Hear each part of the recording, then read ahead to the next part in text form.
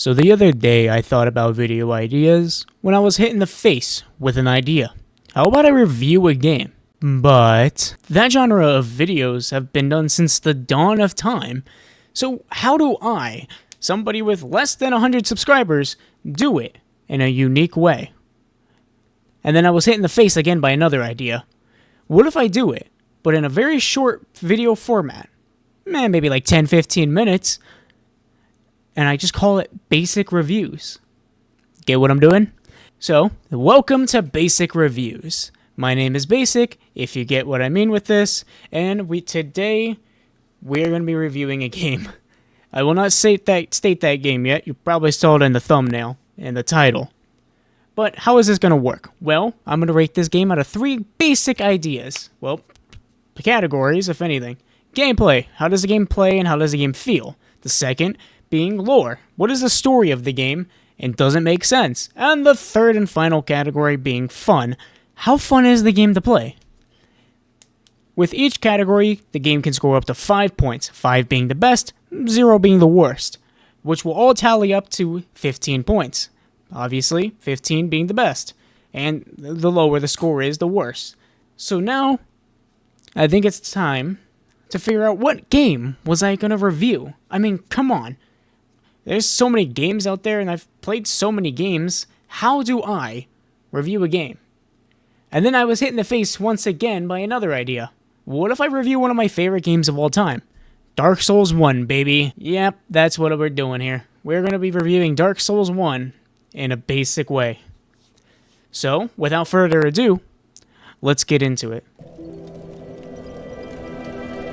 First off, we have gameplay. Now, the gameplay, it's pretty simple. Do light attacks, you can heavy attack, you can charged heavy, I think. And roll through attacks, and you can run and jump and stuff like that. But then there's other layers. Obviously, yes, you can go around while stabbing everything to death, but there's other ways to play the game. There's magic, there's pyromancies, and there's miracles, technically. And there you go for you Harry Potter fans and, just want to play the game on easy mode. All jokes aside, the game can be played in so many different ways where, for a game made in 2011, god damn, I was like 7 years old at the time. This game still was really ambitious for the time and yet somehow succeeded in all of its ambition. Miyazaki, you've done yourself one. And I mean, just the gameplay alone sparked multiple games after this one's release. Sorry, Demon's Souls, you didn't really do that much. And overall, the gameplay, for being simple nowadays, it was super advanced for the time. Obviously, I can't speak as somebody who played this game when it first came out, but after I asked my dad about it, he actually said he did play Dark Souls 1, and he thought it was really, really good. And he also played it in 2011 on the Prepare to Die edition. A very funny name. Now, with everything through and through, how do I rate the gameplay? Well, it's a lot of good. Pyromancies and magic especially being super easy. I mean, if you watch any video about one-shotting every boss, you'll just see somebody pick the Pyromancer starting class and just blitz through the game because it's pretty easy to do that. Magic is another one where if it does one-shot it, it's probably going to die in the next hit. And then there's miracles, which I think there's like one attacking spell, but that's for another day. But overall, with everything you can do, when all is said and done, for a game that was made in, goddamn nearly, actually no, now that I really think about it, it was a decade ago. It's pretty damn good, but I'm still going to give it a 4 out of 5.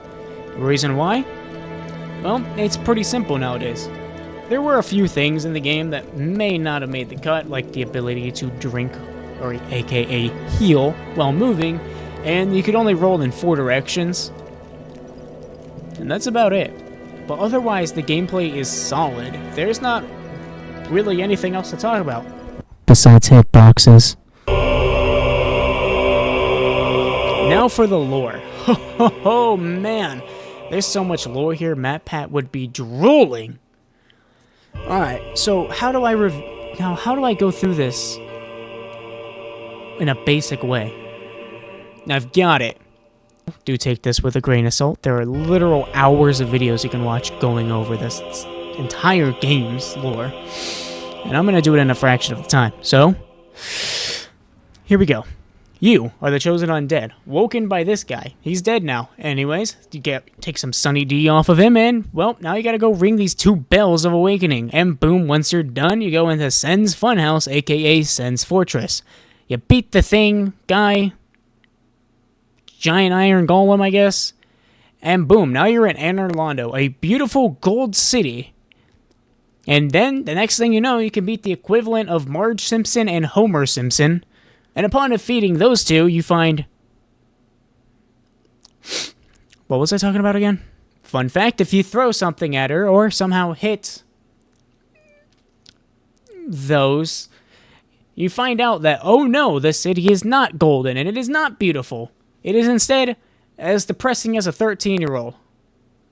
God, why are they so depressing nowadays? You beat this guy up named Gwendolyn. Who cares about him? We also have this massive soup bowl. It's not branded by Campbell, but I will always say it's a Campbell soup bowl. Then you put it in the right spot, you jump these 4 dudes, and then you fight the pling pling plong man himself, Gwyn, and boom, you beat him. Because he's easy. And then you light yourself on fire, like a nowadays pyromancer would try, and boom, you beat the game. 5 out of 5 story. Now, obviously, that was just me listing off every important thing. And there's a lot more to the story. I mean, I already mentioned, there are hours of videos talking about the lore of this game, and I just did that in a fraction of the time. So if you really do care about the story and going in depth with that, go ahead and have fun. Watch those videos. But I'm not them. I don't have hours to explain step by step everything. I didn't even get into the Artorias of the Abyss DLC, nor did I even get into the Abyss itself. So, yeah. Gotta keep it basic here. And the last category, fun. How fun is this game? It's pretty damn fun. I mean, there are so many ways to play this game. If you are ever bored and want to play Dark Souls, just go watch the backlogs. They do so many fun challenge videos, and it shows really there are so many ways to play this game. Yeah, I mean, you can do pyromancies only, which is easy mode, magic only, which is also easy mode. Or you can just go ahead and do things like dagger only, or maybe use a very specific weapon that nobody uses, and you can beat the entire game with it. There's infinite content in this game, and really you can't say you've beaten this game 100% until you have beaten the game with literally every weapon. So, if you really want to, boom, there you go. With the infinite content in mind, and, well, damn near infinite content, I have to score it a good solid 5 out of 5. There are so much to do and so much to the game in general that I can't be bored. I played this game for the first time all the way back in October of last year, and I still play this game. It's a guilty pleasure of mine to come back and play this game because it's just fun. And with all of that said and done, this game, out of a possible 15 points, Dark Souls gets 14 points. A damn near perfect score. Now, with that all said and done, I'll see you guys at some later point in time when I decide to do another one of these videos. And that's all, folks. Until next time. God, my voice hurts.